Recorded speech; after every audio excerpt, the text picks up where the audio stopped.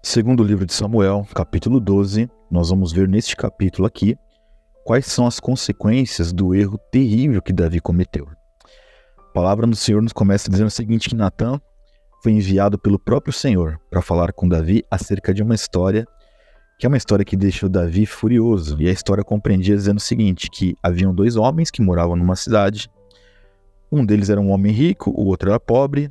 O rico era dono de rebanhos, ovelhas, gados, enfim, e o pobre só tinha uma ovelhinha. Mas era uma ovelha tão querida por este pobre que ele chegava a tratar essa ovelha como uma filha, a ponto de fazer a ovelha dormir em seus braços. E aí o rico queria um banquete, né? Ele chegou à casa de um viajante, ele queria comer uma boa refeição, ele tendo essas ovelhas e tudo isso, mas ele não quis nenhuma ovelha se não fosse a ovelhinha tão querida do pobre. Ele tomou essa ovelha desse homem pobre, matou esta ovelha e preparou o banquete para o seu visitante. E aí o que acontece? Davi escuta essa história, ele fica furioso, ele diz o seguinte, eu juro pelo nome do Senhor que o homem que fez isso deve ser morto, por haver roubado a ovelha e por ter mostrado um coração tão duro e irrepreensível, deve ser restituir 4 ovelhas ao homem pobre. E aí Natã, com aquela sabedoria que obviamente só podia vir de Deus, diz o seguinte, Davi, você é este homem. O Senhor manda te dizer o seguinte, que olha, eu ungi você sobre Israel, livrei você das mãos de Saul, o palácio de Saul agora é seu, tudo que era o poder de Saul está nas suas mãos, as mulheres deles agora são suas, e se isso não bastasse, eu te daria muito mais. Basicamente é isso que Deus fala para Davi mediante ali o profeta. Agora, você não respeitou a palavra do Senhor, por que você fez uma coisa tão horrível? Você foi lá, matou Urias e ainda roubou a mulher dele, né? Porque obviamente que Deus sabia o que tinha acontecido, não adianta nós termos ilusão de que Deus não sabe o que está acontecendo com as nossas vidas, porque Ele sabe, né? E aí, Deus ele coloca ali uma coisa muito severa para Davi, dizendo o seguinte, olha, por causa disso, a espada estará sempre sobre a sua família, por causa desse erro de Davi, porque você, Davi, me desprezou ao tomar a esposa de Urias. A palavra diz assim, olha, assim diz o Senhor, por causa desse seu mau procedimento, farei com que a sua própria família se revolte contra você. Vou dar as suas esposas para os outros homens, que você, ou seja, tudo aquilo que Davi tinha recebido de Deus, já não estaria mais em poder de Davi, isso é muito sério. E aí Deus diz o seguinte para Davi, olha, o que você fez em segredo, você fez em oculto.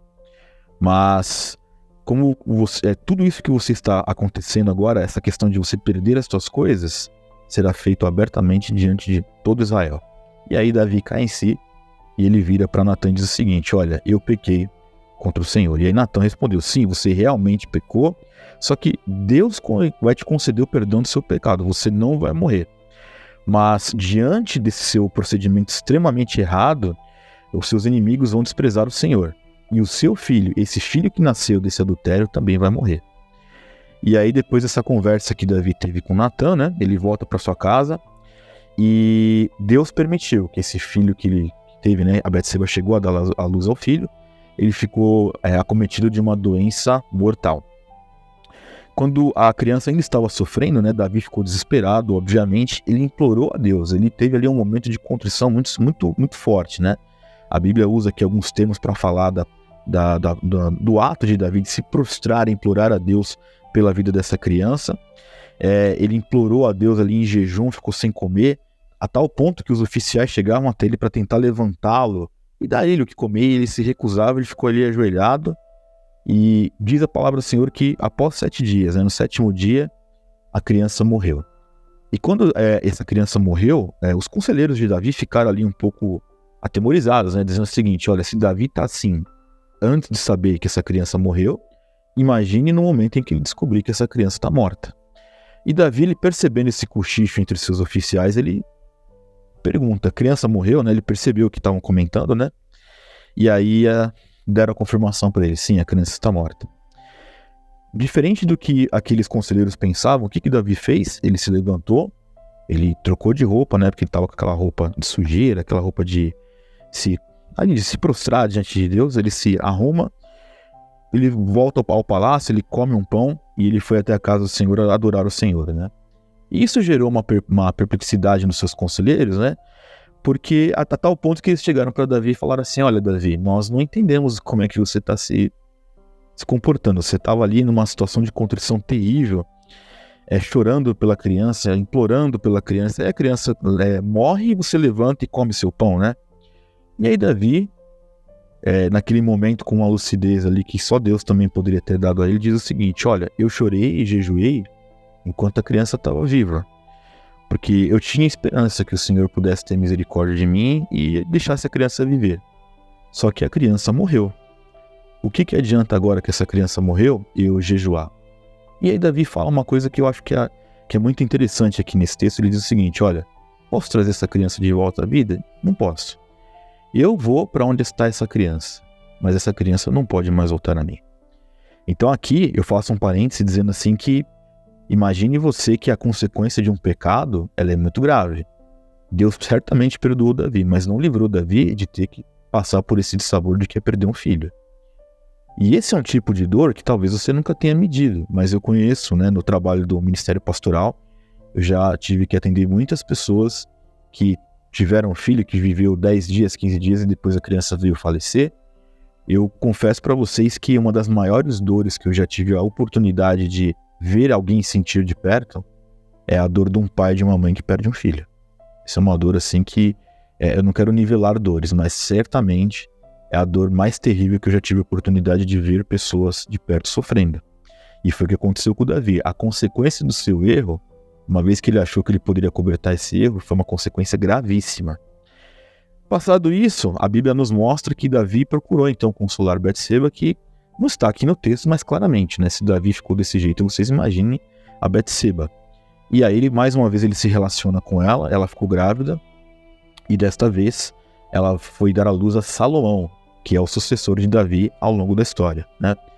E a palavra diz que o Senhor, nesta vez, nesta ocasião aqui, o Senhor amou Salomão. Então aqui, neste momento, né, o Senhor também exercendo a sua misericórdia, permite com que Salomão venha, né, a nascer e faz dele o rei, um dos mais famosos da história de Israel.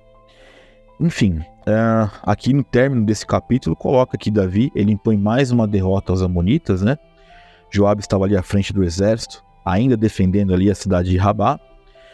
Só que se você se lembrar no capítulo que fala que vem o relatório de Urias, naquele relatório, isso está no contexto bíblico, está falando que o povo de Israel o exército de Israel estava sofrendo ali um ataque muito severo dos amonitas. E aqui você percebe que após esse arrependimento de Davi, após esse período, a misericórdia do Senhor se estende também sobre o povo de Israel e sobre o exército de Israel, onde ele convoca os seus soldados, ele vai até Rabá.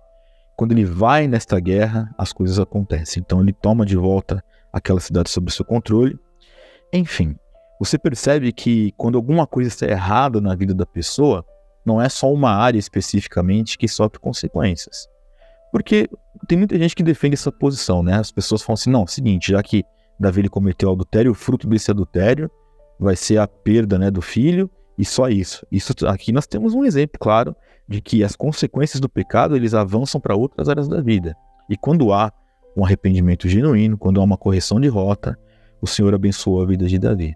Então, certamente, este capítulo nos ensina muitas coisas, nos dá muita margem de reflexão, e que o Senhor nos ajude a medir com muita clareza, quando nós decidimos pecar deliberadamente, se é esse tipo de consequência que nós queremos vivenciar. E eu espero que não, e essa é a luta que nós vamos ter contra nós mesmos todos os dias das nossas vidas.